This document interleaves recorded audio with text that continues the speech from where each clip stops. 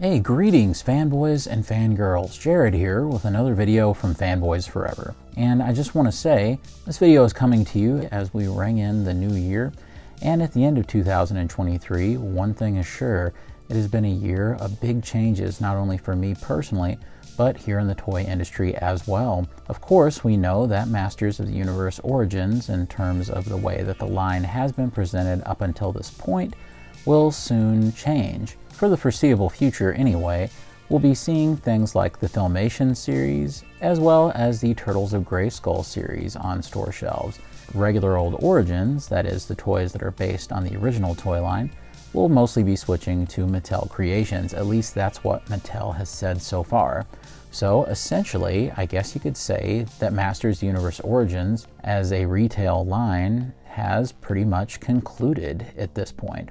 And that means it's time to do one big ranking video where I go through and I will rank all 113 Masters of the Universe Origins action figures that came out so far in the line that I own.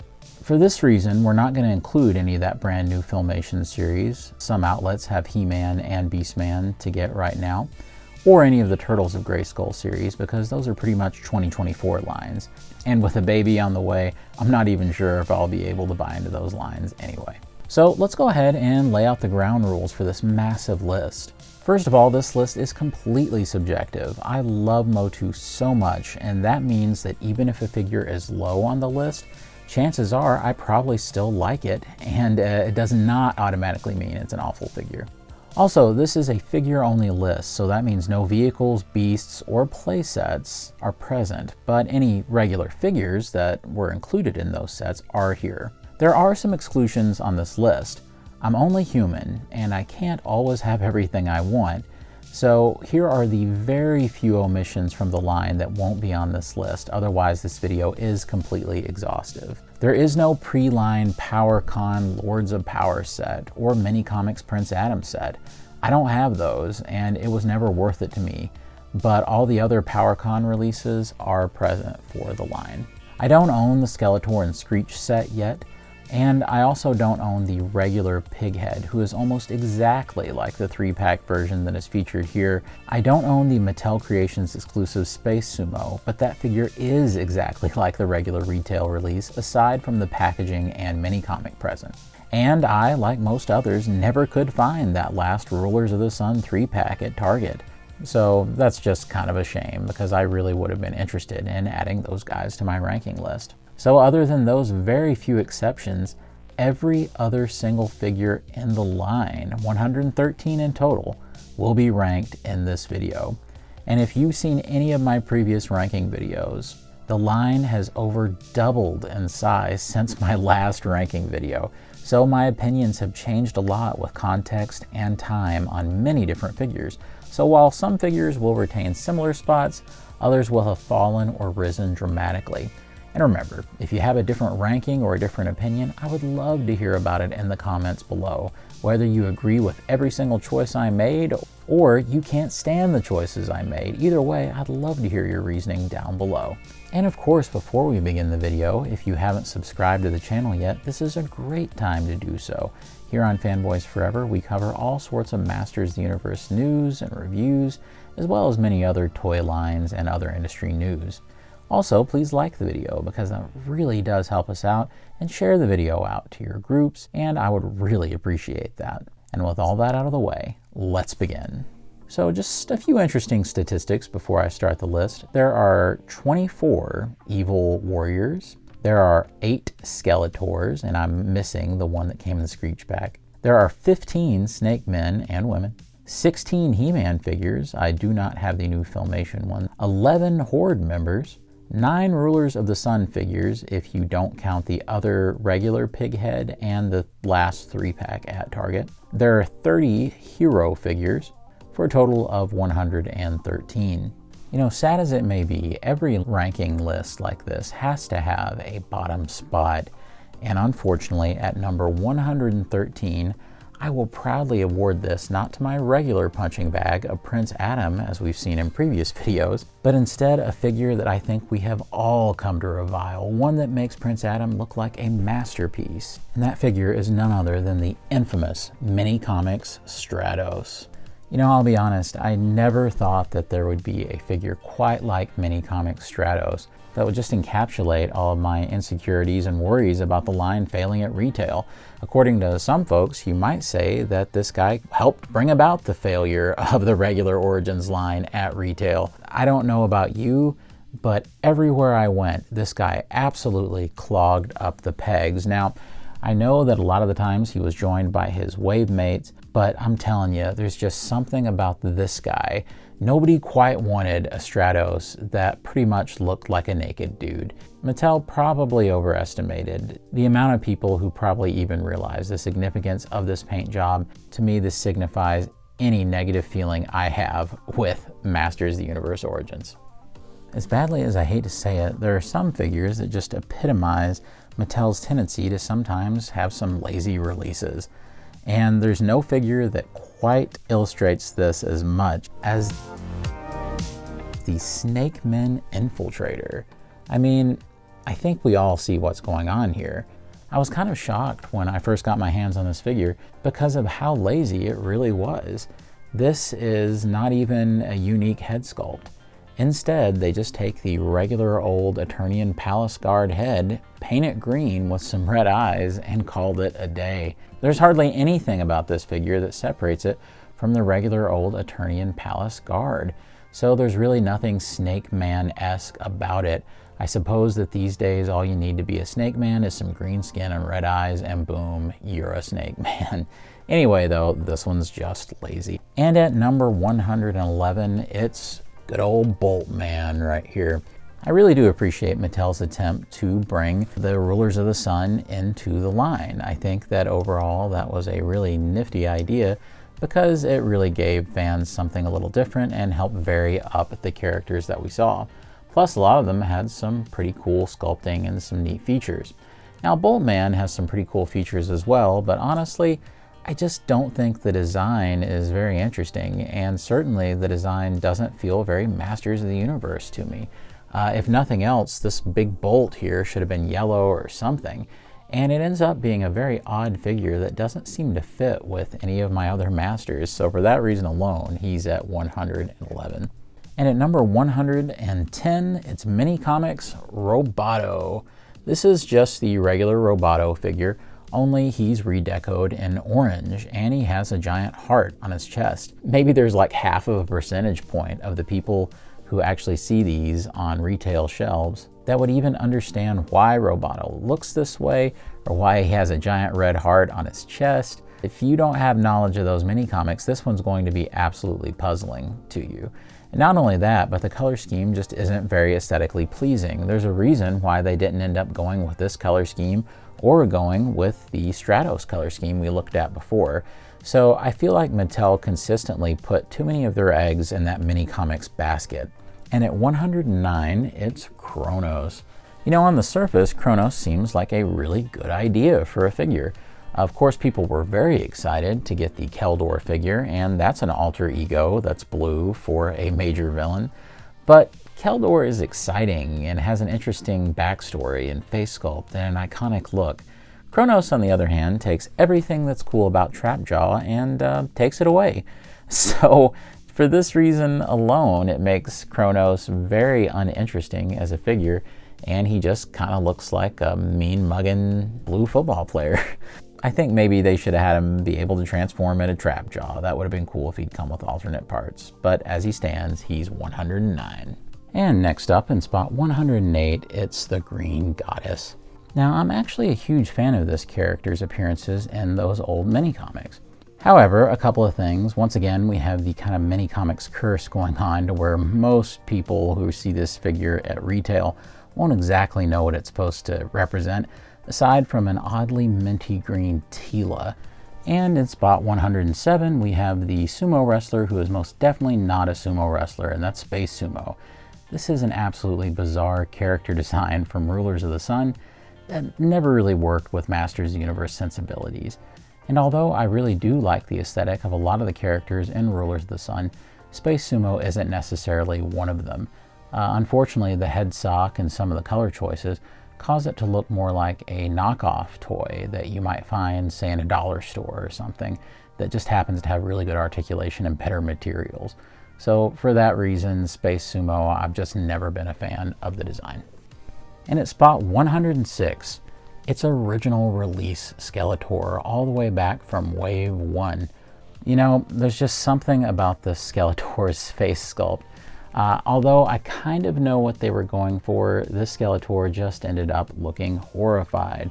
Not only that, but some of the joint tolerances in the early part of the line were a little fragile. So with all that considered, this Skeletor was easily replaced by any of the other Skeletors that came out later, kind of invalidating his spot in the line. And in spot 105, wouldn't you know it, it's his wave mate, He-Man, from that original first wave of figures.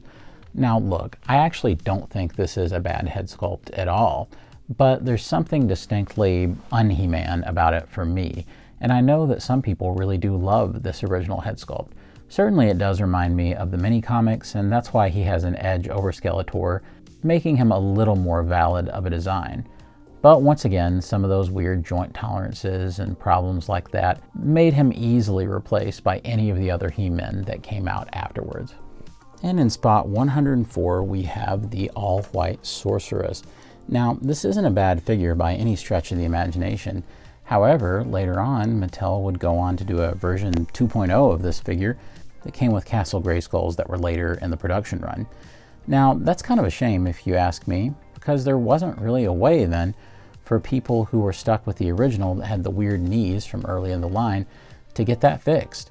And not only that, but mine always had kind of a weird white splotch where they had, I don't know, painted an extra error or something. I'm not really sure what happened. But either way, this one completely lost its purpose for me after they came out with the regular Sorceress. Still though, it was definitely good for its time. In spot 103, it would definitely have to be one of my least favorite variants of all time, and that's Buzzsaw Hordak. I never really understood what Mattel was going for even with the vintage release. To me, it looks almost exactly like regular Hordak, only there's a strange buzzsaw coming out of him, like he was a robot. For that reason, he has almost no identity of his own and seems just like a re-release of regular old Hordak. At least here, they tried to give him an extra smiling head and things like that, but it's still just an absolutely bizarre release with a giant backpack kind of thing going on. So, I'm not actually too big of a fan of asking why a figure was made. Usually I think there's a purpose for just about everything that ends up in a line like this. However, for spot 102, I have to really question why Mattel thought that a random repaint of Snake Armor He-Man was the way to go for the Snakes set. I mean, just looking at it, I can't exactly tell what they were going for. They didn't make quite enough changes to make it extremely interesting and to have any identity of its own. There were several things they could have done too. Maybe give him his shield that the Horseman had designed, but he never came with on the original Snake Armor release. Do battle damage, do a new head, do anything. But this, it just seems random and very much like this was a paint variation that would have came out in the original 2000X line, and we all know how those went. And in spot 101, it's the first choice that might actually get me in trouble, and that's the original Merman. Look, I don't know exactly what to say except that I've never been a huge fan of that original Merman design. The way he's executed here and the colors that they use to do it just make him look bland. The original toy doesn't quite have that problem. It definitely had its own identity. But the Origins representation just feels too sanitized. It loses all the grit. The Lords of Power version that came out later practically made this one invalid, for me anyway. And in spot 100, it's good old Prince Adam right here. Now, in previous versions of this list, Prince Adam was almost always my bottom choice. However, I finally learned to just start using the vintage head that came out on He-Man later on, and I had several extra vintage heads at this point, so it was really easy to just throw one on. And once you do, this actually becomes a really fun representation of that old original vintage Prince Adam. The colors pop, everything looks right, and it's all about using that original vintage head. Remember, this did release with the old mini comics kind of style head, but I think he comes off much better like this. But still, you know, he's Prince Adam, so still a little bland, I guess. At number 99, it's Battle Armor Skeletor. Now, I guess there's just something about him that doesn't exactly feel very authentic to the original Battle Armor Skeletor. Maybe it's the more sanitized color scheme, the way that things are brightened up, or that he just looks extremely plasticky, especially around the armor. Maybe it's because the action feature sometimes doesn't work the way that I want it to, and it seems to get worse as it gets older. Maybe it's because the alternate head just ends up looking so bizarre, with Skeletor making frowny teeth. Either way, something just doesn't come together about it, and it doesn't really translate for me. At number 98 is the original Evil Lyn. You know, the original Evil Lyn figure that came out in the vintage line, that figure definitely had yellow skin, but there was something else going on there in the tone that they used, to where there was definitely a grit to that figure. There was something that made it a little more alive. But this yellow is so lemony and neon that it's almost like she glows. So it causes her not to really resemble that vintage counterpart. And with the old style knees and everything, I think that she could really do with a 2.0 update. And at number 97, it's Snake Armor Man-at-Arms. Now, this is actually a fine release. I don't really have many issues with it. I think it just has the unfortunate happenstance of being based on a figure that wasn't particularly iconic. We all remember seeing so many of the figures in the 2000X line peg-worn, and so many of them be kind of odd repaints, and definitely Man-at-Arms was one of those.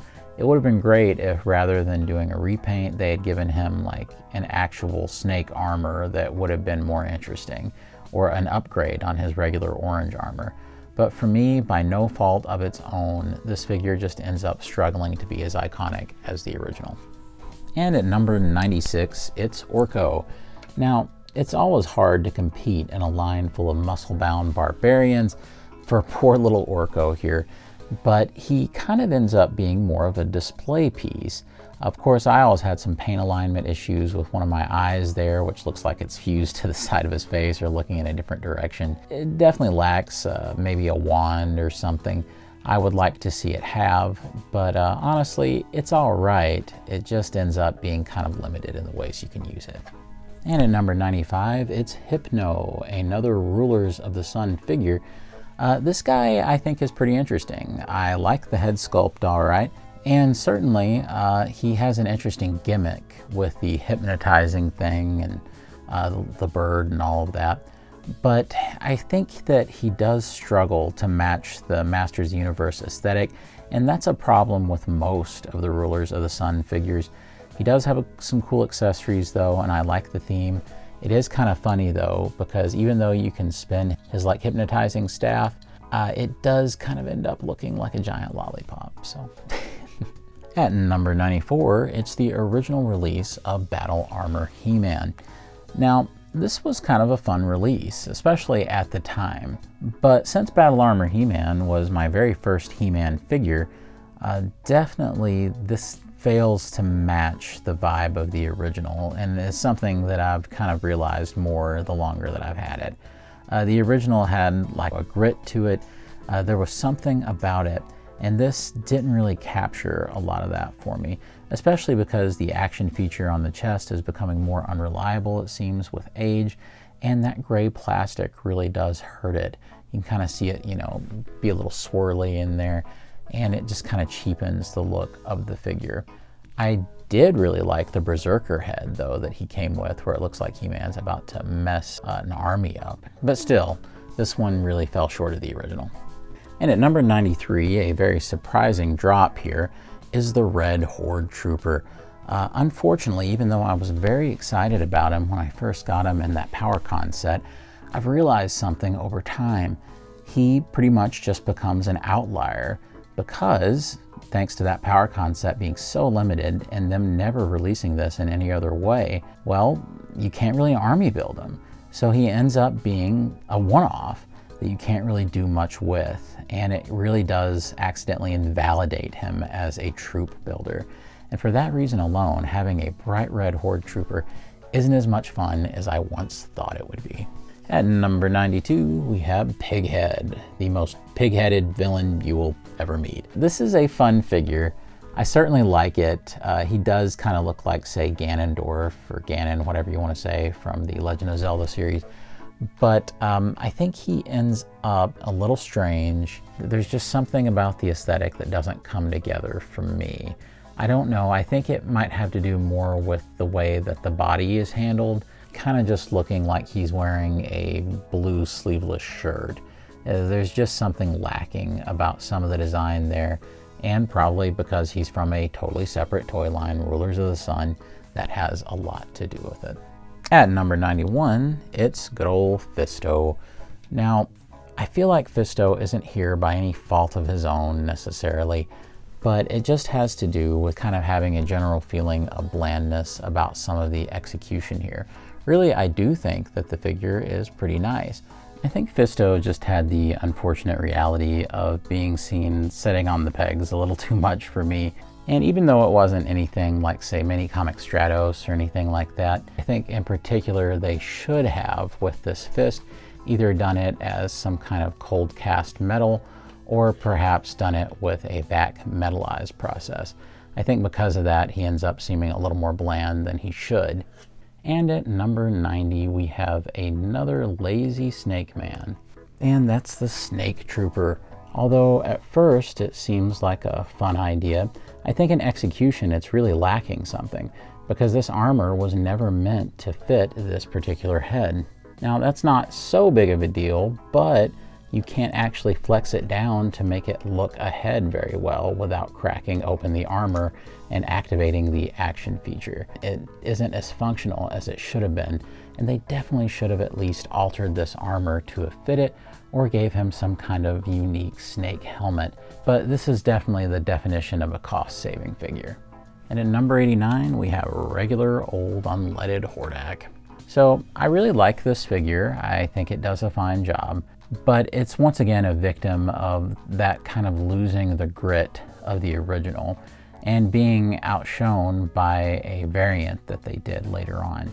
So although it's a fine representation of Hordak, there's just something about it that causes it to be usurped by something that looks a little more interesting and has a better head sculpt later. And at number 88, we have Gorgon, the green Snake Man army builder. And this came as a part of that Snake Men 4-pack. And these aren't a bad thing by any stretch of the imagination. I've definitely wanted some kind of Snake Man army builders to kind of be the generic Snake Men that were in the background. So this definitely isn't bland by any fault of its own. As a matter of fact, it's probably bland by design, just something that's meant to fade into the background. But, you know, it's very hard to stand out versus a lot of unique and exciting other figures that are a part of a line. So for that reason, he's lower down. And for the exact same reasons that I stated before, at number 87, it's Naga. That is the more cherry flavored Snake Man army builder. He's the exact same figure as Gorgon, only it just uses some different color choices. I do think that this one is a little more interesting because of the red colors, but other than that, he's just a little bland and has all reused parts. At number 86, it's the original Faker. Now, this is one of those figures to where I think maybe some of the colors didn't quite turn out right. In particular, he kind of has the Ronald McDonald hair thing going on. And so I just think that there's some aspects of it that didn't quite match that original, and later on he was usurped by a superior version. At number 85, we have poor Jitsu. Now, I will say that I think I've definitely placed him pretty much unfairly this low on the list. That's because I really think that Jitsu is a really cool figure, and he definitely makes a very striking impression. He has the vac metal on the hand. All the paint's really cool. My eye paint is slightly off, but other than that, he's really awesome. But the big problem with Jitsu is the wave that he was in. Just for my own personal taste, and that's why this list is completely subjective, I saw Jitsu over and over and over again with his fellow wave mates who were clogging up the pegs and helped probably bring about the end for a lot of mass retailers carrying the regular Origins line.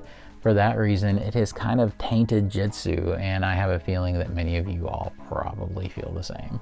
Next up, as a part of that same wave, at number 84, we have poor Buzz-Off.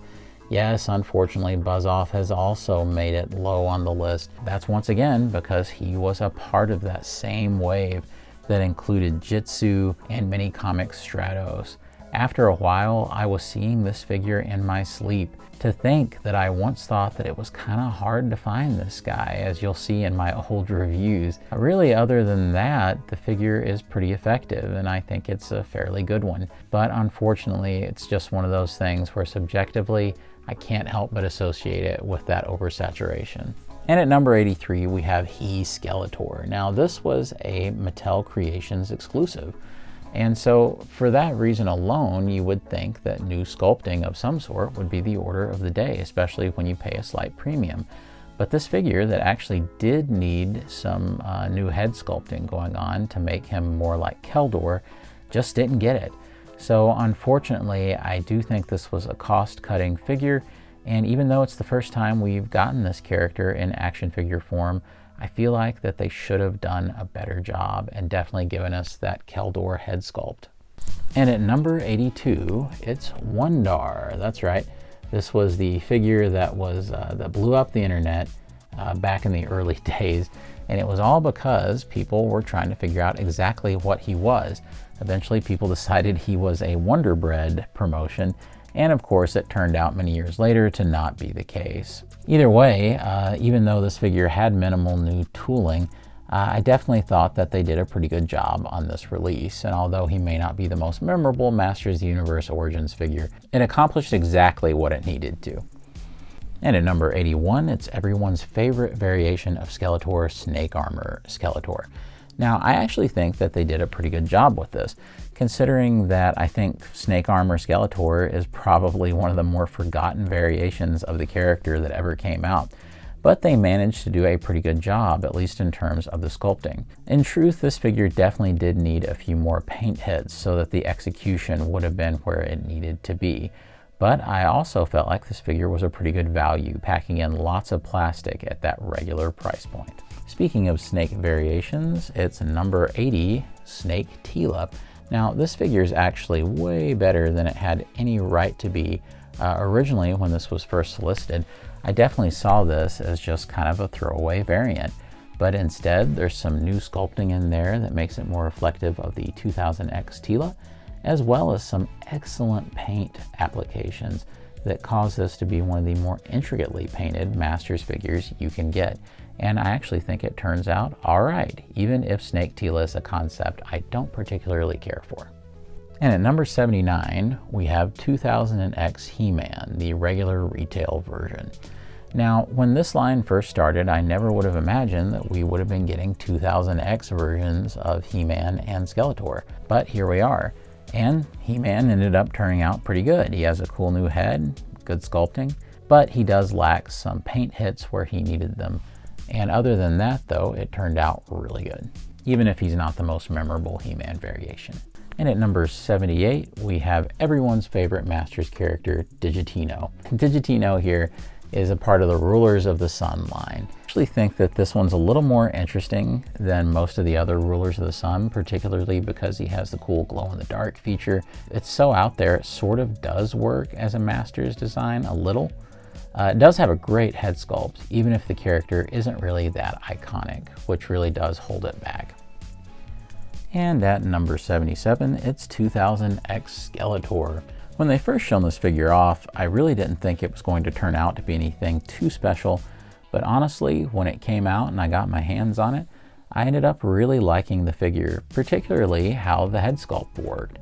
So I think that with all that new sculpting that they did, especially with the loincloth piece and some of the boot pieces with the shin guards, I think that it ended up being a really nice release.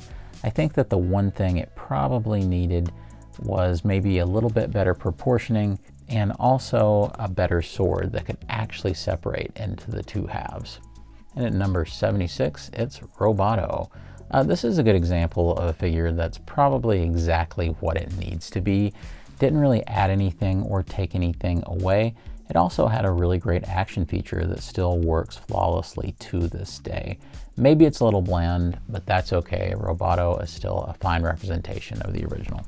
And at number 75, it's Ratlore.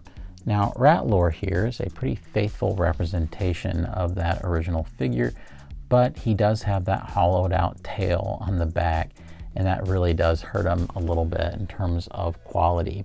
Also, he really needs that vest from the 2000X version of the character that was also referred to as the General. To me, seeing him without it kind of makes the character look naked. And at number 74, here's another choice that may get me in trouble, but it's Whiplash. I've always had a hard time with Whiplash's original vintage design. I know that that's probably a little unfair, but to me, he's always kind of just been a little meh as a monster design. I don't know if it's the big eyebrows or what, but I always like the changes that were made in the 2000X design. However, this is an admirable translation of that original figure, and I think it does the job for those who enjoy the design quite nicely. At number 73, here's a figure that's risen in the ranks a little bit since the last list, and that's She-Ra. Definitely, I think that a lot of people probably would have been happier, me included, had they leaned a little more towards the Filmation character design, kind of like the Masterverse figure did. But I think for what it is, they did a pretty good job. One of the big reasons why I moved her up on the list is the new fan favorite re-release really does act as a major 2.0 for this figure and does upgrade all the gold that's on the costume and making it look much nicer, along with giving her the upgraded knees and even fixing some eye paint. So really, I think if I had that version, it would probably be even higher on the list. And at number 72, it's Lady Slither. I will say that she is a really cool deluxe, but I feel like she's hampered by less than compelling work on the face, and she's got some poor quality control from my copy. And if you watched my review, you would have seen that she was actually missing the peg that connected her body to the tail. So I did have to sacrifice another figure to get that peg to use for this one. So for that reason alone, it causes her to be lower on the list than she really should have been. Next up at number 71, we have Many Faces. So Many Faces is a really fun figure. He's definitely very colorful and definitely stands out on your shelf, and the action feature works really well. But I feel like the shade of orange was really lacking and ended up looking more yellow than anything. His face sculpts ended up being quite soft, so for those flaws, I think it causes him to be lower on the list than you would think. And for number 70 on the list, we end up with Sunman version 2. This is the flat top haircut version. It's definitely very interesting. It came in a 3-pack, and I was glad to get it. And they did an update of Sunman like this in I think the late 80s or the early 90s, but it's the same head as Space Sumo.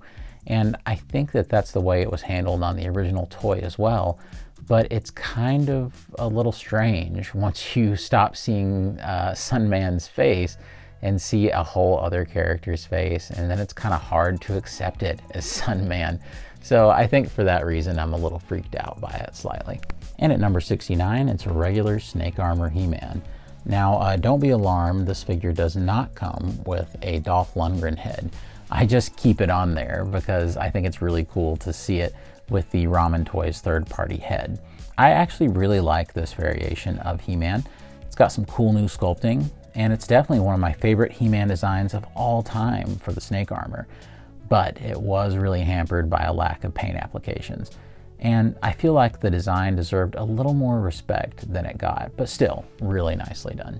And at number 68, it's the vintage Zodak. Now, I've actually really grown to appreciate this figure more. Originally, I would really rag on it, but it's still missing a little something about that original release. but I still think it's a really good representation of that vintage toy. And at number 67, it's the Eternian Palace Guard. Now, I actually think this is a pretty high quality release. It comes with a lot of swappable parts and different weapons and things, and an alternate head that can also be used with your man-at-arms. So I think this was a fun army builder release, although I do think it should have been a little easier to get a hold of. At number 66, we have Evil Lynn in her purple 2000X colors. I actually think this is a pretty significant upgrade over that original Evil Lynn look. Gone is that garish yellow, and we have a much more palatable kind of pale skin tone, and she does a good job of matching that 2000X design. However, I do feel like she could have used a cape or something to make her a little different. And at number 65, we have the original release of Teela. Before you cry foul, yes, I have swapped out the legs for an extra set that I had. So I have kind of created my own 2.0 Teela here, and it seems to work pretty well. And that really does help the figure and helps me remember that this is one of the early examples of them actually matching that original vintage aesthetic that has more of the gritty, dark toned paint. And for that reason alone, I think it should be considered fairly successful. And at number 64, we have the newer version of Teela, which really is like a 2.0. And although it definitely has colors that are a little over bright, in my opinion, I still think that it manages to be an improvement in a lot of ways. We definitely have a head sculpt that is a little more in line with her 2000X appearance, whereas the body is a little more in line with the Filmation cartoon. So it's definitely a hybrid of sorts, but I think it ends up being a very effective Teela figure. And at number 63, we end up with a figure that I don't feel as positively about these days, and that's old Ram Man here. Now, at the time, I was really impressed that they managed to take the original Ram Man figure and retain the look while adding some much needed articulation points, since the original was more of a gimmick toy. Over time, the more I pose this guy around, the more that his arms always come out, and that tends to be a big problem when I'm trying to handle him. Also, some of the articulation tends to get frozen, and it seems like the head sculpt just doesn't work for me. For that reason, he ends up looking a little too soft, in my opinion, but still a really effective update of Ram Man. And at number 62, we have the 2000X He-Man from the TV 4-pack. The thing that makes this superior to the other is added paint applications like the red squares on the bandoliers there, and also some really nice vac metallized and painted weapons. You even get the little green flourishes. Even the axe has some really nice paint work going on. For that reason, he's a really plussed up version of that 2000X He-Man, and I think he ends up being far superior. And at number 61, we have good old Clamp Champ right here. I actually really liked this deluxe figure, and he would probably be even higher on the list, but I always felt like his action feature never really worked the way that they wanted it to. The clamp simply wasn't strong enough to hold up another figure, and that's kind of his whole thing. Also, it would come right out of his hand if you tried to hold on to a figure. So for those reasons, knocks him down lower than he should have been. And at number 60, we have regular Skeletor. Now this is the re-release that they did, where they finally gave him a palatable head sculpt that looked more like the original, where he's kind of subtly smiling. I think this one turns out really good. Even though he's not quite as good as the Skeletor variations they would release, I still think that he ends up being a very adequate regular Skeletor. And at number 59, he's only slightly bested by his wave mate, He-Man. Of course, this was a big deal for He-Man to finally have his regular head sculpt that is meant to resemble the original vintage toy. Of course, we'd seen this head sculpt before in other places, but this made it available to the masses. Turns out that was really what this He-Man figure needed to stand out, so I think it's a very effective one, even if he doesn't match up to some of the variations that came later. And at number 58, we have the standard Horde Trooper. I actually think this one's really fun. I think I own like 6 of them or something. So I have plenty of Horde Troopers. I think the one thing that would have helped it is if the action feature had worked a little better. I think visually it's a top tier figure, but I think that the action feature doesn't quite do what it's supposed to do, and that hurts it a little. Also, the gripping hands don't quite grip the accessories well enough, and it can be a pain to put them in. Other than that, it's a terrific looking figure and has a great presence. Very fun to army build. And at number 57, we have Man-at-Arms.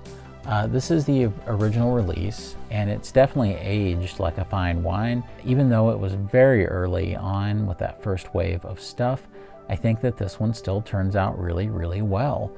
And I'm really pleased with how it still looks to this day.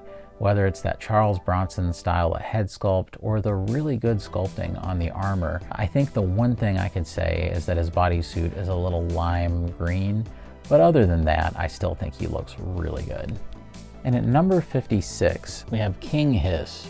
Now, the crazy part about this is I always thought when they first announced him and shown him off that King Hiss here would probably be a top tier figure.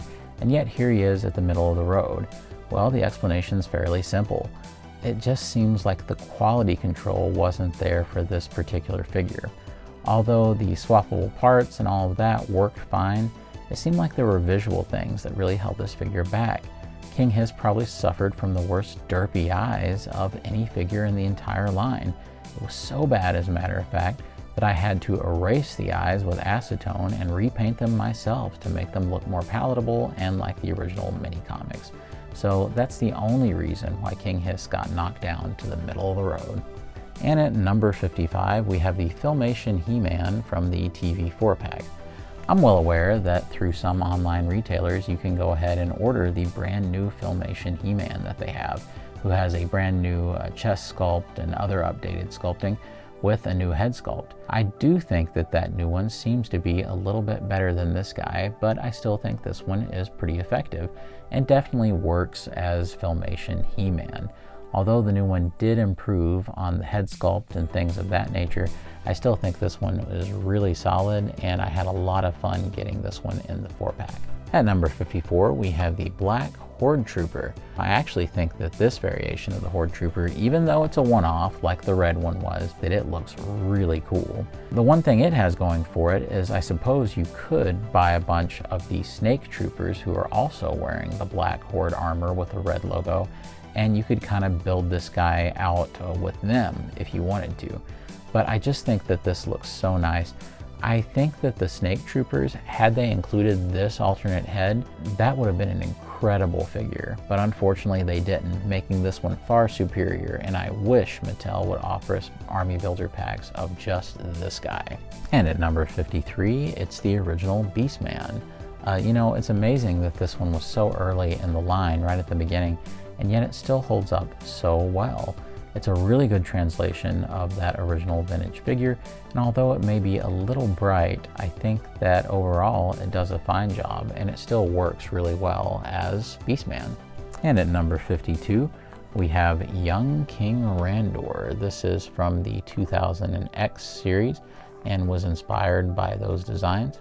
I really do think this is a well-executed figure. I really love the armor, and overall the design just works really well as an Origins figure. And although King Randor the Older did beat him out on this list, there's definitely not much wrong here. I think the biggest problem is that the skirt didn't get the red paint here where it's so obviously needed to match the rest of the tunic, and once you see it, it's kind of hard to unsee it. So, sorry. And like I said, King Randor edges him out just by a little bit. Now, even though King Randor here doesn't have as intricate a design or maybe as high quality a sculpting, this is such a great update of that old original vintage figure. And maybe I've overinflated his place on the list slightly. Perhaps it's because it took so long for me to get one, and I finally got one just a few days ago from the fan favorite reissue program that they're doing. So I just feel like that maybe there was a little hype behind this one, but the colors and the design and the sculpting really does make this one very fetching. And yes, he looks like the Burger King, we get it. Maybe Burger King looks like him, huh? And at number 50, we have the Sorceress. Now, I'm gonna ask you just to ignore the boots right here and the legs because they're all wrong. These are from the White Sorceress. It's because I had to use my original Sorceress here, as the donor to fix my Lady Slither. Of course, I'll be getting a replacement to switch out some of the parts and all that, but for now, you get the idea. This was the best by far of that wave that I talked about that really hurt Masters Origins at retail. And maybe for that reason, maybe she would have been higher if she wasn't a part of that particular wave. But she really is a great update on the one that we'd got in Castle Grayskull. And even though you don't see it here, just imagine they're there. It does update the knees, and it does so much, and better face paint, and just overall very fetching colors. And I think it's really a lovely, lovely representation of the character. And at number 49, we have the dark fur version of Grizzlor. This was a PowerCon exclusive and was the first way you could own Grizzlor. I really do like the alternative colors. It does make him look scarier and a little more threatening, I suppose, but it's by no fault of its own kind of invalidated by the later release of the regular Grizzlor. And at number 49, we have Many Faces, the mini comic version. This to me was a pretty sizable improvement over the regular Many Faces. They had settled all of the weird paint discrepancies, and I feel like the face sculpting was so much sharper and had a lot more personality with this particular release. And at number 47, we have Clawful. I'm not actually a huge fan of that original Clawful design. I think that the eyes kind of end up making him look a little silly, maybe a little sillier than intended. But I feel like this figure does a good job of updating him. It has a really nice action feature with the claw pincher right here. The colors are really fetching. So he ends up kind of growing on me over time. And at number 46, we have Mini Comics Trapjaw. I really do think that this is a pretty fun variant, and it continues to grow on me the longer I have him. It's a really good representation of that old mini comic artwork, and I think it ends up being a pretty valid looking version of Trapjaw. And it also features the updated arm articulation that later issues of Trapjaw would have. At number 45, it's Anti-Eternia He-Man. This character, I believe, is from some German audio plays. I just love the way that this repaint turns out.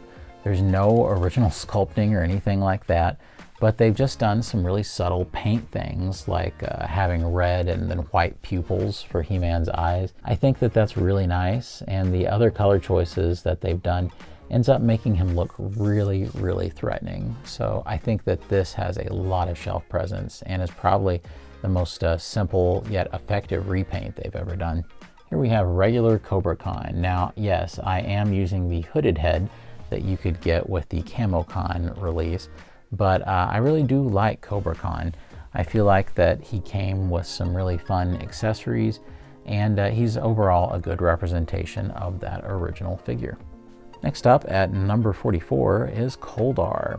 Koldar is a very much fan-demanded character from Filmation, and unfortunately he was really hard for me to get a hold of, meaning that I had to pay scalper prices on eBay. However, he's pretty much the only figure here that I had to do that with, so I am thankful at least for that. And overall, I think that he looks really good. From the sculpting on the beard to the cartoon accurate helmet and armor. This was in the days when the Mattel Creations figures had a lot of unique sculpting to them, and this is very emblematic of that. At number 42, we have an unexpectedly cool figure, and that is the CGI He-Man done in Origin style. I feel like that even though we had a lot of versions of this He-Man, especially in the standard kids line for this series, that this one captures the character design even better than they do. I really love the new pieces and all the nice colors that we get, including the really nice back metallized power sword, and the head sculpt is absolutely killer. This is a highly effective He-Man from that CGI cartoon. At number 41, we have a fairly newcomer, and that is Slamurai. This is of course based on some internal Mattel development artwork for a wave of figures that would have used all pre-existing tooling. Slamurai being a repaint reversioning of Ninjor. And I feel like that this looks really, really good. I think that it's one of those rare instances, just like Anti-Eternia He-Man, where you can go completely the opposite way in terms of paint, and it really does end up feeling like a whole other character. It's also very much helped by the new decal that they have right there on the chest, and I just think it ends up looking really cool. And at number 40, we have Camo Khan. Now, keep in mind that this also included the big hooded head. so that really does help him out. I really enjoyed the intricate paint scheme, and I especially like that he came with this big fold-out card that told the story of the Snake Men. So this felt like a very special release on Mattel Creations. At number 39, we have the incredibly hard to find, at least in America, Duplico. Now, Duplico is a part of the Rulers of the Sun line. Like I said, infamously tough to get a hold of here, and I can kind of see why. He definitely has a really good head sculpt. As a matter of fact, it's kind of abnormally good for the Masters of the Universe Origins line, and I feel like that this just shows how much better that the sculptors have gotten over time. I especially like the hair sculpt as well, and the outfit ends up looking pretty cool too. I also really like the neat accessory that he has. It kind of looks like a vacuum cleaner. But either way, I think this guy turns out great, and he actually does live up to the hype. Just don't overpay a big bunch. And at number 38, it's Filmation Hordak. Now this was a PowerCon exclusive, but for whatever reason, he ends up turning out much better than the other two versions of Hordak. I don't know what it is. I think it's perhaps there's something about the head sculpt and some of the colors that are being used. He does make the other Hordaks seem very bland, and I end up really liking this guy, particularly with some of the exclusive sculpting that he does have. So this is my preferred Hordak. At number 37, we have Mini Comics Triclops. Now this was a Mattel Creations figure as well, and I think he ends up turning out pretty good. I was fairly hard on him when I first reviewed him back in the day, and it was because there was a little bit of splotchiness on certain areas of the paint, but I think over time I've seen a lot worse, and I've kind of cooled off on some of those nitpicks after a little while. He ends up having some great exclusive sculpting that really does make him seem very unique and very true to his Mini Comics appearance, so I think this guy ends up being a lot better in retrospect. At number 36, we have a figure that I was initially sort of hard on, and that's Stratos, the original. I think after seeing the Mini Comics version so many times, I'm just relieved to see him in his standard colors. And not only that, but he ends up being an almost perfect translation of that original figure. So for those reasons, it really does help Stratos move up the list and into the stratosphere. And at number 35, we have one of the better deluxes that they've done, and that's Snakeface here. I really like Snakeface because they handled the action feature by giving you alternate heads and also having some cool flip down panels on the chest there. Really, he's just a great example of really quality sculpting and the appropriate amount of paint applications. So he ends up being a great translation of the original figure. At number 34, we have Spikor. Now, Spikor has never necessarily been one of my favorite Masters villains, but I just think this figure is really cool. It certainly feels interesting when you touch it. It's very rubbery and spiky and has all of the tactile things you would want.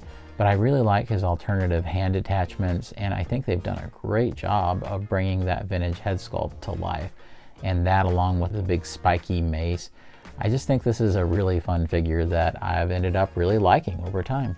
And at number 33, it's Stinkor. You know, it's amazing to look at this figure and think that it's pretty much just a repaint of that original merman with a new chest rig. And really, he ends up just being really effective that way. And I just love how this figure turned out. He still has kind of a funny smell to him. And I just think that it's very eye-catching, and he always makes his way to the front of any villain's display that I create. At number 32, it's the new addition to the Snake Men, Rattlehood.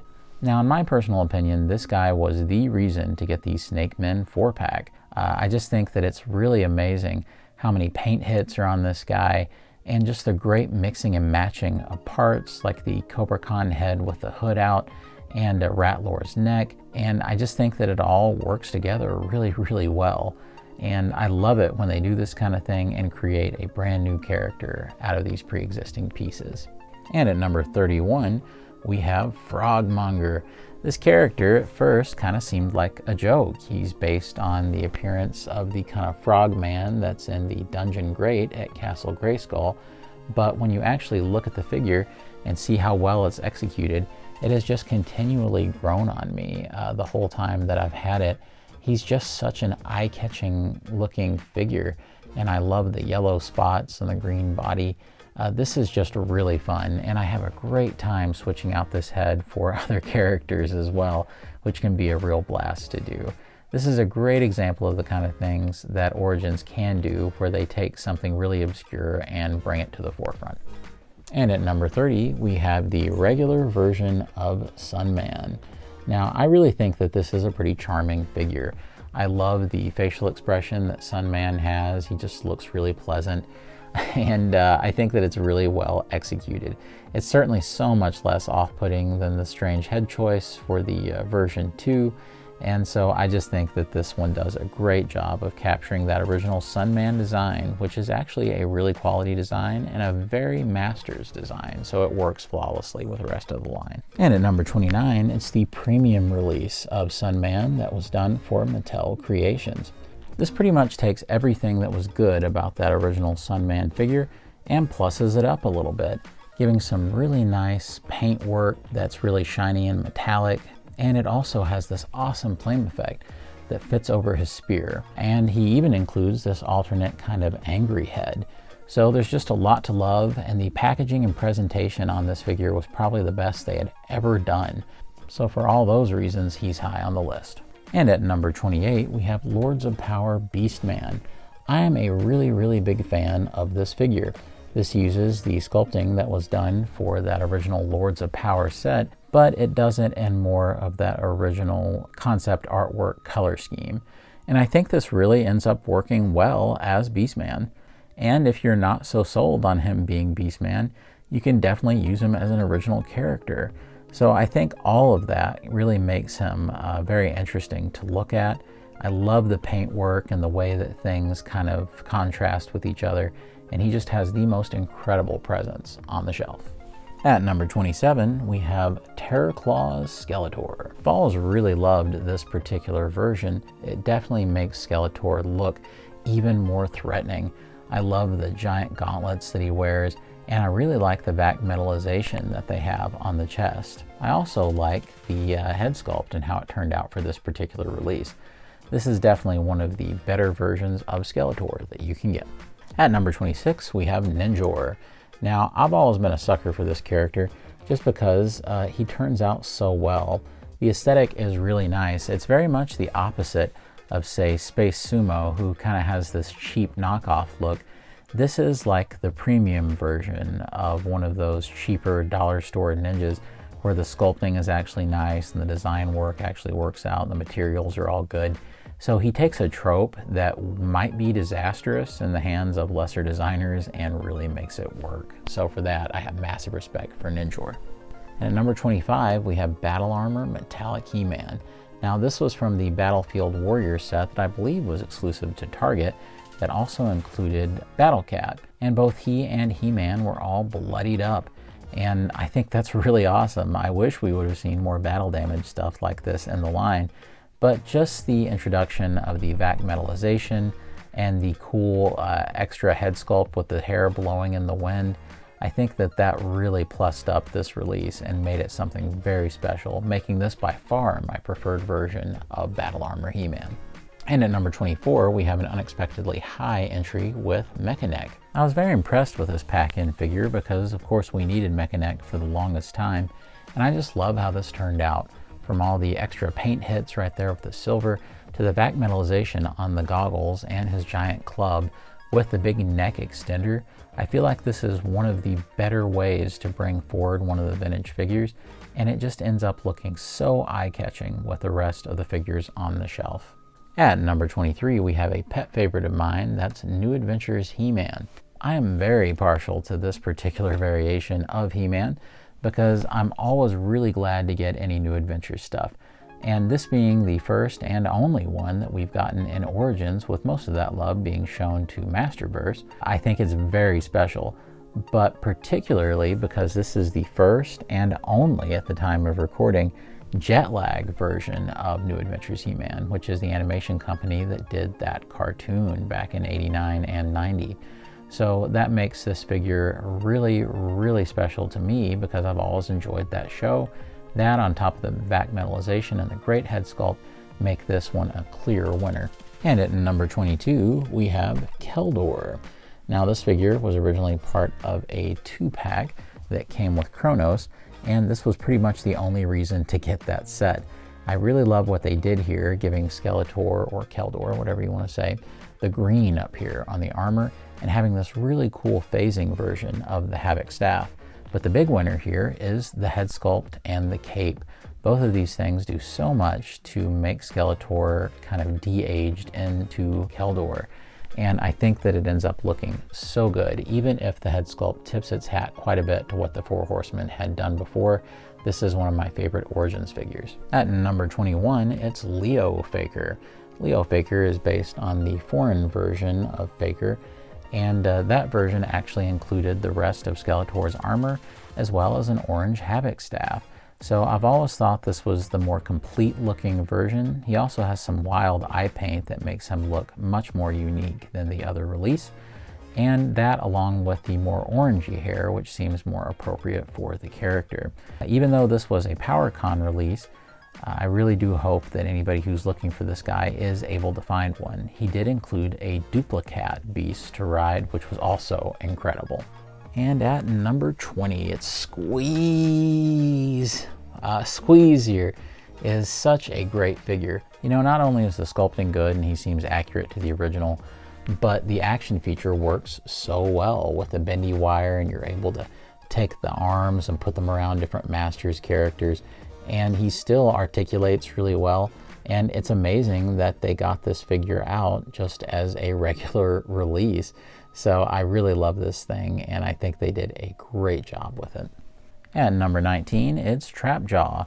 This figure, really hard to beat in the Origins line. I love the aesthetic of how threatening and scary Trapjaw looks with the inverted eye color here. And I also just love the way that the colors come together. I think that this is a great example of how to bring Trapjaw to life, and he works so well in any display that you put him in. The only thing to be aware of is this is the original 1.0 release, where this is just a swivel at the arm, and later releases would have the hinge where you could actually go out. But other than that, this is a great figure. At number 18, it's a figure that I'm continually more and more impressed by, and that's Webstore. I don't know why exactly, but it just seems like the longer I have him, the cooler that he looks. I don't know what it is about the deep blues that they used on this guy, and the contrast with the oranges and the reds, and just the way I'm able to hang him off of stuff in my displays.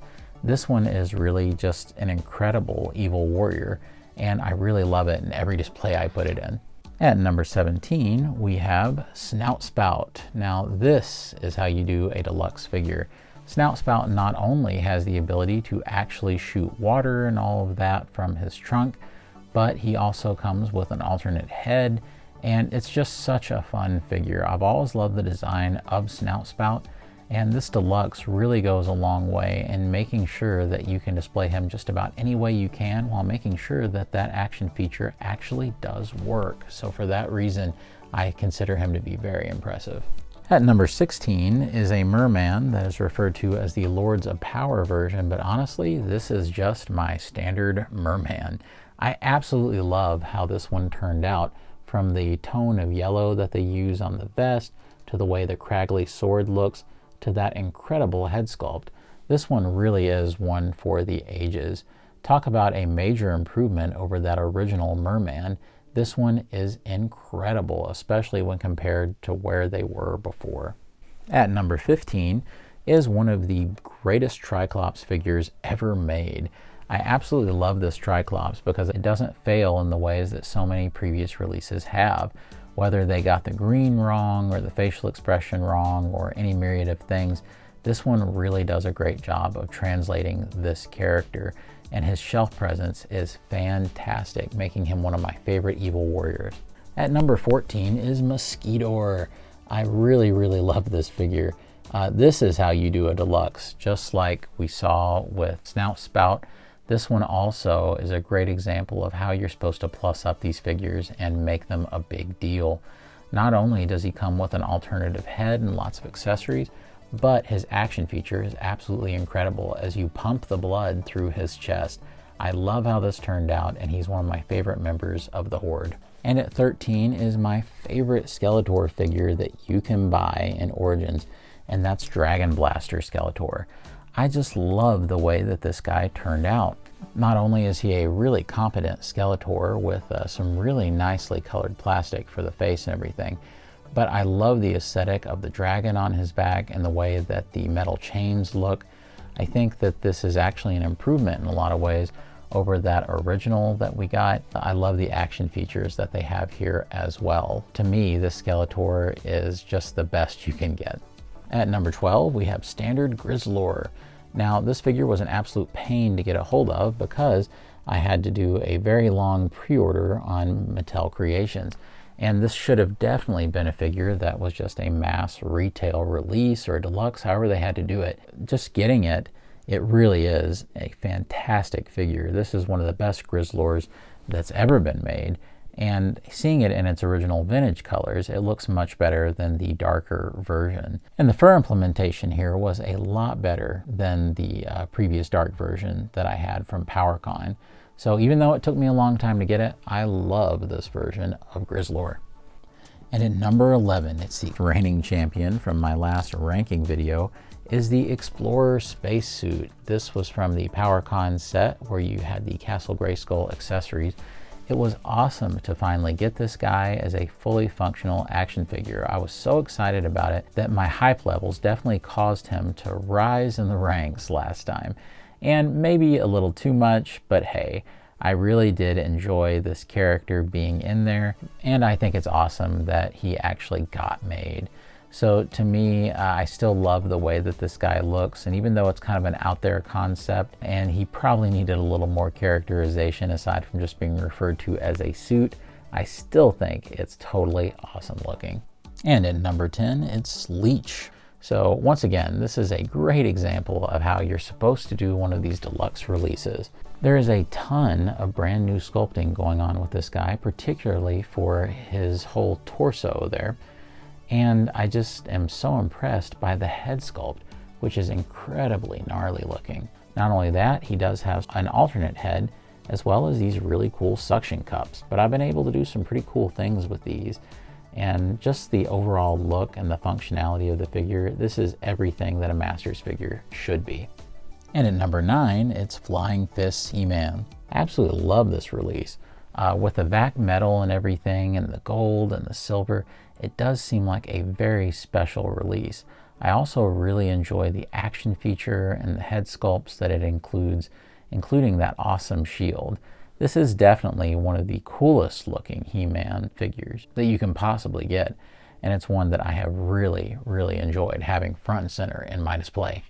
And at number 8 is a celebration of one of my favorite old figures of all time. That's Tongue Lashor. I've always thought that this character just looked completely awesome, especially when compared to the other Snake Men. I felt like that this was the more iconic look. So to me, I've always thought Tongue Lashor was so iconic, and I've loved the color scheme, and especially how they did the implementation here of the tongue with it being a removable piece. This is by far one of the best Origins figures that you can possibly get. At number 7, it's Mantana. And this figure perplexes me because it was a standard release, yet it's huge. It's filled with plastic and doesn't sacrifice any articulation. It has 4 fully articulated legs with joints at every single spot that you would have on a standard figure. It comes with an accessory, and it has an awesome action feature. I have no idea how this figure was released as a standard Origins figure, but however they did it, it's incredible, and by far the best value in the entire line, so I love this one. At number 6, it's Thunder Punch He-Man. Thunder Punch He-Man has probably always been my favorite vintage variation of the character, and I really do feel like that the Origins release does him justice. I think that the action feature works really well. I love the effect that goes on his hand, and I think it's my favorite presentation of the Origins He-Man sculpt.